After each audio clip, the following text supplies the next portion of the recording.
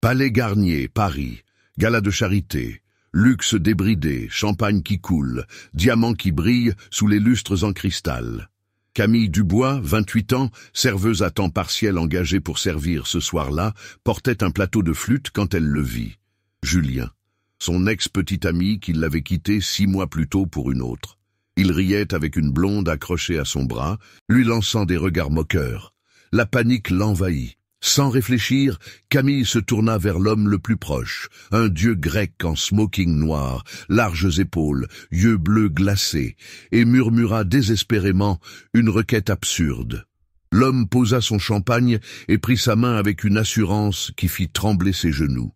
Elle ne savait pas que cet homme était Alexandre Beaumont, PDG de Beaumont Industries, le plus jeune milliardaire de France, son patron. Et lundi matin, elle devrait se présenter à son premier jour de travail comme sa nouvelle assistante personnelle. Camille Dubois n'aurait pas dû être là. Le gala de charité au Palais Garnier était un événement pour l'élite parisienne, industrielle, politique, héritière, avec des robes qui coûtaient plus que son loyer annuel. Elle était là uniquement parce que l'agence de traiteurs l'avait appelée à la dernière minute. 50 € de l'heure pour servir du champagne à des gens qui ne la regarderaient même pas. 6 mois plus tôt, sa vie s'était effondrée. Julien, son petit ami de 3 ans, l'avait quitté par message. Il avait trouvé la fille d'un avocat important. Camille, une simple traductrice indépendante qui luttait pour joindre les deux bouts, n'était pas assez bien. Le choc avait été dévastateur. Elle avait passé des semaines à pleurer, à se demander ce qu'elle avait fait de mal, à fixer son téléphone en espérant qu'il appellerait. Mais Julien n'avait jamais appelé. Camille avait dû se reconstruire morceau par morceau. Elle avait accepté tous les travails possibles pour payer le loyer de son studio dans le Marais. Lundi commencerait son nouveau poste d'assistante personnelle chez Beaumont Industries, l'un des groupes industriels les plus puissants de France. Le PDG était un jeune milliardaire, réputé pour être brillant et impitoyable. Elle n'avait jamais vu de photo de lui. Personne ne savait grand-chose sur lui. Ce soir-là, Camille portait l'uniforme noir du traiteur, cheveux châtains relevés en chignon sévère, maquillage minimal. Elle se déplaçait parmi les invités avec son plateau, invisible comme un fantôme. Elle voulait juste finir son service, prendre son argent et rentrer chez elle. Puis elle le vit. Julien, en smoking, avec une blonde en robe vert émeraude qui criait le luxe. Il riait, se touchait, semblait sortir d'un magazine. Il leva les yeux, la vit et sourit. Pas un sourire gentil, un sourire de moquerie, de triomphe. La panique l'envahit. Ses yeux balayèrent frénétiquement la salle cherchant quelqu'un, n'importe qui. Et le voilà. Un homme appuyé contre le mur près des fenêtres françaises. Grand, peut-être 1,90 m, larges épaules qui remplissaient le smoking noir à la perfection, cheveux sombres peignés en arrière, traits sculptés, yeux bleus glacés qui observaient la foule avec un détachement ennuyé. Il tenait un verre mais ne buvait pas. Il ressemblait à un prédateur étudiant ses proies, magnifique et dangereux. Camille posa le plateau sur une table, traversa la salle d'un pas décidé et s'arrêta devant lui. De près, il était encore plus impressionnant. L'odeur de son parfum, cher, masculin, bois de santal et épices, l'enveloppa. Il baissa les yeux sur elle avec une expression interrogative. Elle demanda désespérément s'il pouvait danser avec elle, expliquant que son ex la regardait et qu'elle avait besoin qu'il pense qu'elle était passée à autre chose. La voix tremblait, mais les yeux suppliaient. L'homme l'étudia pendant un long moment. Camille s'attendait à un refus. Au lieu de cela, elle vit de la curiosité et peut-être de l'amusement. Un sourire lent, dévastateur, se forma sur ses lèvres. Il posa le verre, prit sa main avec une prise ferme et chaude, et promit de lui donner un spectacle inoubliable. Il la guida sur la piste de danse avec l'assurance de quelqu'un habitué à commander. L'orchestre jouait une valse lente. Sa main se posa sur la taille de Camille, la tirant plus près que nécessaire. L'autre main tenait la sienne avec une délicatesse qui contrastait avec la force. Ils commencèrent à bouger et Camille comprit immédiatement qu'il savait vraiment danser. avec grâce et contrôle absolu, la guidant à travers la foule comme s'ils étaient faits pour bouger ensemble. Ils se présentèrent brièvement. Elle était Camille. Lui était Alexandre. Ils continuèrent à danser en silence.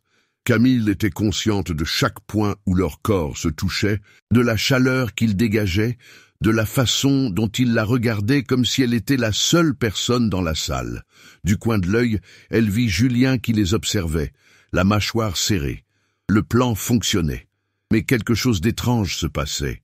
Camille ne pensait plus à Julien. Elle pensait à l'homme entre ses bras, à la façon dont il la faisait se sentir petite, mais protégée, à la façon dont son cœur battait trop vite. Alexandre fit un commentaire sarcastique sur son ex, notant le smoking bon marché et les chaussures mal cirées, la désespération de paraître plus important. Puis il dit avec conviction que Camille méritait mieux. Il le dit avec une telle assurance que Camille sentit quelque chose fondre dans sa poitrine. La musique se termina trop tôt. Alexandre ralentit, s'arrêtant mais sans la lâcher immédiatement. Il la regarda avec une intensité qui la faisait se sentir nue. Il la remercia pour la danse. Il hésita, comme s'il voulait dire autre chose. Puis quelqu'un l'appela de l'autre côté de la salle. « Monsieur Beaumont !» Le sang de Camille se glaça. Beaumont, Alexandre Beaumont, le PDG, son futur patron. Alexandre ne sembla pas remarquer sa panique. Il baisa sa main avec un geste à l'ancienne, sourit, et s'éloigna vers un groupe d'hommes qui attendaient. Camille resta figée sur la piste, le cœur battant follement. Lundi matin, elle devrait se présenter comme son assistante. Découvrirait-il qui elle était, et pourquoi une partie d'elle espérait désespérément qu'il le fasse? Lundi matin, Camille arriva au siège de Beaumont Industries 15 minutes en avance. Le gratte-ciel de verre et d'acier, au cœur du quartier de la Défense, était tout en design minimaliste et luxe discret. Elle portait son seul tailleur décent, cheveux relevés dans le même chignon sévère que samedi soir. Elle voulait paraître professionnelle, invisible. Elle avait désespérément besoin de ce travail. La réceptionniste la dirigea vers le dernier étage. Sophie, une femme de la cinquantaine avec un air d'efficacité absolue, l'accueillit et expliqua que le PDG attendait. Camille la suivit, l'estomac noué. Elle continuait à se répéter qu'il n'y avait pas de problème. Alexandre ne l'avait probablement même pas vraiment remarqué. Elle n'avait été qu'une distraction temporaire. Elles s'arrêtèrent devant une double porte en bois sombre. Sophie frappa, ouvrit et annonça l'arrivée de la nouvelle assistante. Camille entra, le cœur dans la gorge. Le bureau était immense, avec vue sur Paris. Alexandre Beaumont leva les yeux de son ordinateur. Ses yeux bleus se fixèrent sur Camille. Pendant un long moment, personne ne parla. Camille vit la reconnaissance immédiate, vit le sourire lent se former. Il se leva, grand et imposant, dans son costume gris foncé. Il dit quelque chose sur la surprise agréable, qu'il croyait qu'il ne se reverrait que dans ses rêves. Camille sentit le rouge lui monter aux joues. Sophie se retira confuse, fermant la porte. Ils restèrent seuls. Alexandre s'appuya contre le bureau, bras croisés, expression amusée. Camille commença à balbutier des excuses désespérées. Elle ne savait pas qui il était, c'était peu professionnel. Elle comprenait s'il voulait la licencier. Alexandre rit. Il dit que cette danse avait été la chose la plus intéressante qui lui soit arrivée depuis des mois. Il avait apprécié l'honnêteté. La plupart des gens tournaient autour du pot, manipulaient. Elle était simplement venue et avait dit exactement ce qu'elle voulait. C'était rafraîchissant. Il s'approcha assez près pour qu'elle doive lever les yeux. Il expliqua qu'elle n'était pas licenciée, qu'il pensait qu'il ferait une excellente équipe. Le travail était exigeant et il était exigeant, mais il payait bien. Camille promit que cela ne se reproduirait plus, qu'elle serait complètement professionnelle. Alexandre murmura que c'était dommage, puis redevint professionnel, en lui disant que Sophie lui donnerait son contrat. Les jours suivants furent un tourbillon. Le travail était vraiment exigeant. Conférences, réunions, appels de 7 heures du matin à 20 heures. Camille gérait l'agenda, filtrait les appels, préparait les présentations. C'était épuisant, mais excitant. Pour la première fois depuis des mois, elle se sentait vivante, utile, partie de quelque chose d'important. Et il y avait Alexandre. Il travaillait plus que quiconque. Il était brillant, voyait des connexions que d'autres ne voyaient pas, négociait avec charme et impitoyabilité, mais avec elle, il était gentil, patient, amusé par ses erreurs plutôt qu'en colère, et il y avait des moments où leurs mains se frôlaient en passant des documents, des moments où il la regardait une seconde de trop, des moments où Camille levait les yeux et le trouvait qu'il observait avec cette même intensité du gala, des moments qui ne devraient pas exister entre un patron et son assistante. 2 semaines plus tard, Alexandre lui dit de se préparer pour un dîner d'affaires avec des investisseurs italiens. Elle devait être élégante. L'entreprise couvrirait les frais pour une robe appropriée. Le lendemain, Sophie l'emmena dans une boutique rue Saint-Honoré. Elles choisirent une robe vert émeraude, simple mais élégante, avec des talons et des cheveux lâchés en vagues douces. Camille se reconnaissait à peine. Le dîner était dans un restaurant 5 étoiles, avec vue sur la Tour Eiffel. Alexandre était déjà là, en smoking noir, et quand il la vit entrer, quelque chose brilla dans ses yeux. Il la regardait comme si elle était la plus belle chose qu'il ait jamais vue. Les investisseurs italiens étaient 3 hommes dans la cinquantaine et une femme, tous affûtés et sophistiqués. Le dîner fut une danse de discussions d'affaires, masquée en conversations plaisantes. Alexandre était à son meilleur, charmant, intelligent, persuasif. Camille intervenait quand nécessaire. Ils travaillaient en parfaite synchronisation.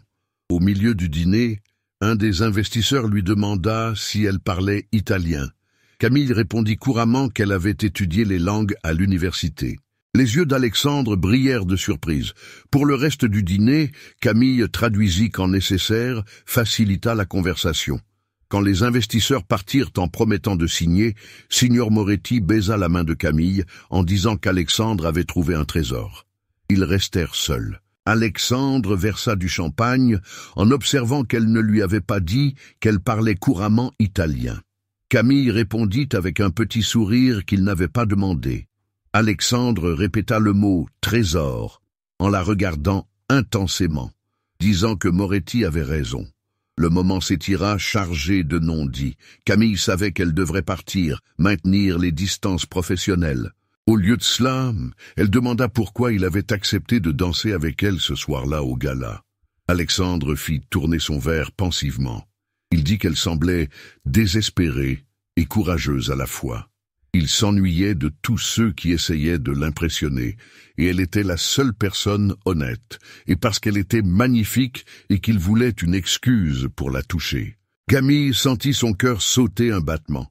Alexandre continua en disant qu'il savait qu'il était son patron, qu'il ne devrait pas, mais quand il la regardait, il oubliait toutes les règles.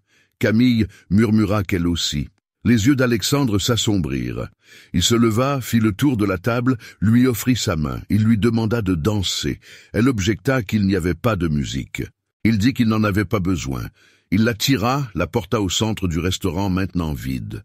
Sa main trouva sa taille, l'autre prit sa main. Ils commencèrent à bouger en silence, seulement le son de leur respiration. C'était plus intime que le gala, plus dangereux, plus réel. Alexandre murmura que s'il faisait cela, tout changerait. Camille dit qu'elle savait. Il dit qu'il pourrait ruiner sa carrière. Elle dit encore qu'elle savait. Il admit qu'il ne savait pas s'il savait faire les relations. Alexandre s'arrêta, la regarda avec une intensité qui fit fléchir les genoux de Camille. Puis il se pencha lentement, donnant le temps d'arrêter. Elle ne le fit pas. Leurs lèvres se rencontrèrent doucement au début, puis avec plus d'urgence, plus de besoin. Tu aimes cette histoire, Makwa? Laisse un petit like et abonne-toi à la chaîne. Maintenant, reprenons la vidéo. Camille enfonça ses doigts dans ses cheveux, il la serra comme s'il craignait qu'elle disparaisse. Quand ils se séparèrent enfin, ils respiraient tous les deux difficilement. Alexandre dit d'une voix rauque qu'il voulait le faire depuis la première fois. Camille admit qu'elle aussi. Il dit de partir de là, ce n'était pas une question, c'était une promesse. Camille se réveilla dans l'appartement d'Alexandre, un penthouse avec vue sur Paris, tout en baie vitrée et design moderne. La lumière du matin filtrait. Alexandre dormait à côté d'elle, le visage détendu. Il paraissait plus jeune, plus vulnérable. Camille observa les draps coûteux, les vêtements éparpillés, et la réalité la frappa. Elle venait de coucher avec son patron. Une main l'attrapa doucement. Alexandre demanda où elle pensait aller. Camille admit ne pas savoir ce que c'était, ce qui allait se passer maintenant. Alexandre la tira de nouveau dans le lit en disant qu'il prendrait le petit déjeuner, puis parlerait. Ils mangèrent sur le balcon en peignoir de soie, croissants frais, café parfait. Alexandre fit une confession. Il savait qui elle était avant qu'elle commence à travailler pour lui. Après le gala, il avait demandé des informations. Il avait découvert qu'elle avait accepté le poste d'assistante. Il aurait pu réaffecter le poste. Il ne l'avait pas fait, parce qu'il n'arrivait pas à l'enlever de sa tête et voulait une excuse pour la voir chaque jour. Égoïste, mais il ne le regrettait pas. Camille demanda ce qui se serait passé si elle n'avait pas voulu cela. Alexandre dit qu'il serait resté juste son patron, qu'il ne l'aurait jamais forcé. Il demanda ce qu'il faisait maintenant. Il admit ne pas le savoir, n'avoir jamais fait cela avant, mais il savait qu'il voulait essayer, avec elle, si elle voulait. Camille pensa à toutes les raisons pour lesquelles c'était une mauvaise idée. Politique d'entreprise, commérage, différence de pouvoir, la peur après Julien. Mais elle pensa aussi à comment elle se sentait avec Alexandre, vivante, vue, désirée. Elle dit qu'elle voulait essayer, mais qu'il devait établir des règles. Au bureau, professionnel. Personne ne pouvait savoir jusqu'à ce qu'ils comprennent ce que c'était. Les semaines suivantes furent un équilibre constant. Au bureau, parfaitement professionnel. Mais après les heures, dîner dans des restaurants discrets, promenade nocturne le long de la Seine, week-end dans son penthouse. Camille apprit qu'Alexandre n'était pas seulement le PDG impitoyable. C'était l'homme qui cuisinait des pâtes à minuit, qui lisait des romans italiens, qui avait peur du noir suite à un accident d'enfance. Elle partagea ses peurs, de la pauvreté, de ne pas être assez bien, d'être abandonnée, mais les secrets finissent toujours par être découverts. Cela arriva 3 mois plus tard, lors d'un événement d'entreprise. Camille devait être là en tant qu'assistante. L'événement battait son plein quand elle vit Julien, son ex. Il travaillait pour une entreprise partenaire. Il était avec la même blonde du gala. Quand il vit Camille, son visage s'illumina de moquerie. Il s'approcha avec des commentaires méchants. Camille servait toujours, juste dans un endroit plus chic. Alexandre apparut à ses côtés de nulle part. Sa main se posa sur le bas du dos de Camille dans un geste possessif qui n'échappa à personne. Il dit à Julien d'une voix glaciale que s'il parlait encore à son assistante sur ce ton, son entreprise perdrait tous les contrats. Julien s'éloigna rapidement, pâle. Camille regarda Alexandre inquiète. Les gens regardaient. Il dit de les laisser regarder. Mais le mal était fait. Dans les jours suivants, les murmures commencèrent. L'assistante du PDG et le patron. Étaient-ils trop proches? Camille sentait les regards, les conversations qui s'arrêtaient. Une semaine plus tard, Sophie frappa. Les ressources humaines avaient reçu un signalement anonyme concernant une relation inappropriée. Le silence fut assourdissant. Alexandre dit à Sophie de les laisser seuls. Quand elle sortit, Alexandre se passa les mains sur le visage. Il savait que cela arriverait. Camille demanda ce qu'il faisait. Alexandre prit ses mains. Il dit qu'il dirait la vérité. Oui, ils étaient ensemble. Non, cela n'affectait pas son travail. Et si quelqu'un n'aimait pas ça, il pouvait partir. Camille objecta qu'il ne pouvait pas. Il dit qu'il pouvait et qu'il le ferait. Il ne la cacherait pas. S'il y avait des problèmes, ils les affronteraient ensemble. Les ressources humaines convoquèrent une réunion. Embarrassant, mais Alexandre fut inflexible. Oui, ils étaient en relation. Non, Camille ne recevait pas de faveur. Les RH n'étaient pas contents, mais Alexandre était le propriétaire majoritaire. Mais Camille n'était pas sûre. Tout le monde penserait qu'elle avait obtenu le travail parce qu'elle était avec lui. Alexandre l'embrassa, en disant que ceux qui la connaissaient savaient la vérité. Les autres ne comptaient pas. Mais les commérages n'étaient que le début. Dans les semaines suivantes, Camille sentit le poids des regards, des commentaires à voix basse. Certains collègues étaient froids, d'autres excessivement gentils d'une manière fausse. Elle commença à douter de chaque décision. Était-elle juste ou la laissait-il passer parce qu'elle était la petite amie du patron? Le point de rupture arriva avec une promotion, responsable du département communication, un travail dont elle avait rêvé, qu'elle avait gagné par son travail acharné. Mais quand la nouvelle se répandit, les commentaires furent immédiats, évidemment qu'elle l'avait obtenu en couchant avec le patron. Quelle serait la prochaine étape? L'épouser pour devenir vice-présidente. Camille alla voir Alexandre ce soir-là. Elle dit qu'elle ne pouvait pas accepter la promotion. Alexandre objecta qu'elle avait gagné ce travail, qu'elle était la personne la plus qualifiée. Camille explosa. Peu importait si elle l'avait gagné, tout le monde penserait toujours qu'il le lui avait donné. Tout ce qu'elle ferait serait toujours remis en question. Elle ne pouvait pas vivre comme ça.